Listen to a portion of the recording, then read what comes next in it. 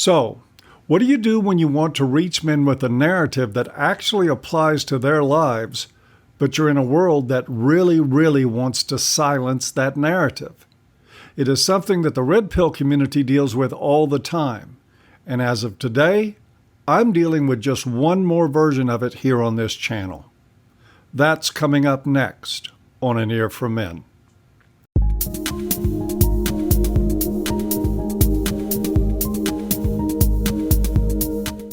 Hi everyone, Paul here, and welcome back to An Ear for Men for another video about men's issues.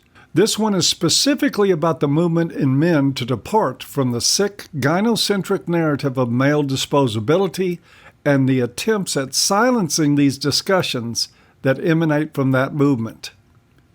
We have seen it in recent days on Twitter, Facebook, and other social media platforms. People who oppose social justice warriors, feminists, or other elements of the radical left are being squeezed out. Less than a week ago, a talk by Milo Yiannopoulos, scheduled for Florida Atlantic University, was canceled after the FBI determined that there were credible threats of violence to Milo and to university students who planned on attending the event. Not long before that, Lauren Southern was doused with urine at a public event. None of this is particularly new. Just 2 years ago at the International Conference on Men's Issues in Detroit, we were forced to change venues with 2 weeks' notice because the original venue, the DoubleTree Hilton downtown Detroit, received threats over the phone that hotel employees, guests, and conference goers would be targets of shootings if the event moved forward. And of course, even 2 years previous to that, feminists erupted violently in Canada at a Warren Farrell talk about the challenges being faced by our boys. On the less extreme end, we see the platforms of anti-feminists, men's advocates, and those opposing political correctness under constant attack, with the more or less open cooperation of all the major social media platforms. Twitter and Facebook, in particular, have allowed themselves to become instruments for social justice fascists with shameless displays of corporate bullying, giving an unbridled platform for misandry and anti-male bigotry in all manner, yet removing posts and shutting down entire pages that challenge the politically correct narrative. We've seen it in full force with Cassie Jay's movie, The Red Pill.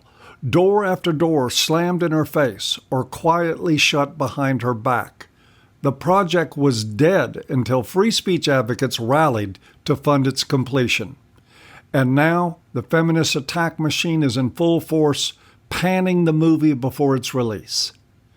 Indeed, there is a century of media censorship about men's issues, as underlined by E. Belford Bax, who wrote over 100 years ago, and I quote, "The apostles of feminism, male and female, being unable to make even a plausible case out in reply, with one consent resort to the boycott, and by ignoring what they cannot answer, seek to stop the spread of the unpleasant truth so dangerous to their cause. The pressure put upon publishers and editors by the influential feminist sisterhood is well known." Unquote. With a tip of the hat to Mr. Bax, I don't see it stopping anytime soon. Yesterday, without warning or reason, YouTube demonetized the entire Ear for Men channel. Not just one or more select videos, but the entire channel. Contrary to their current policy of advising content creators of such decisions by email, I heard nothing from them. I wrote them about it immediately and got an auto response that I would hear back from them within 1 business day. Just a while ago, my videos were allowed to be monetized again, and still without a word of explanation from YouTube. This is not the first time something like this has happened. From the time this channel started gaining in popularity, I have had several videos individually demonetized for not being what YouTube calls advertiser-friendly. The same has happened regularly to other content creators I know. So far, all my videos have been returned to a monetized status on appeal, but I don't expect that will last. Now, I could dive into a lot of speculation about this. It could be simple glitches in the system. It could be that feminists have flagged the channel so many times that it triggered the algorithm to disable monetizing. It could be that Google employees occasionally bring their brand of activism to work and act on it when given the opportunity. It could also be the tooth fairy for all I care. Because whether this is just some sort of technical goof or if it is a direct attempt to create a disincentive for addressing the concerns of men and boys, the fact remains that the muzzling of people who speak unapologetically to those issues will continue and worsen. Eventually, alternative platforms are the only real hope we have on the internet to carry on with the work we do. It is why AVFM invested in its own servers a long time ago instead of being beholden to a hosting company. And it is why I am personally going to move forward with a plan to protect my work before it becomes too late to do so. As I said, I know other content creators on YouTube are having similar problems. Likely as not, you know some who are too. I think we all see the same writing on the wall. Starting today, An Ear for Men will be operating under a new model that will come into being in stages. To begin with, only one of my 2 videos per week will be hosted on YouTube. The other will be hosted on Vimeo, where I now pay for the service of providing commercial-free content. First and foremost, for Patreon supporters, this will not affect your content stream at all. The Vimeo videos and the MP3s will be posted to the Patreon account just like the YouTube videos. Your experience accessing all my content through Patreon will be seamless.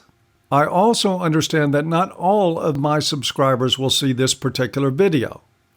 Rather than just cutting my YouTube content directly in half, you will get 1 full video per week here. For the video that is posted to Vimeo, you will get a teaser here of about 60 to 90 seconds with a link to the full video on Vimeo. All you'll have to do to access the full video is click on the link provided in the low bar. I do apologize for the inconvenience, but better that than to be scrambling for a radical solution after the rug is pulled. Now, I'm sure the time will come when YouTube will not only pull the plug on monetizing videos that are blue pill unfriendly, they will also pull the plug on the channels that produce them. In my opinion, that is a matter of when, not if. So I hope other content creators are making plans. Vimeo seems like a viable option for the time being.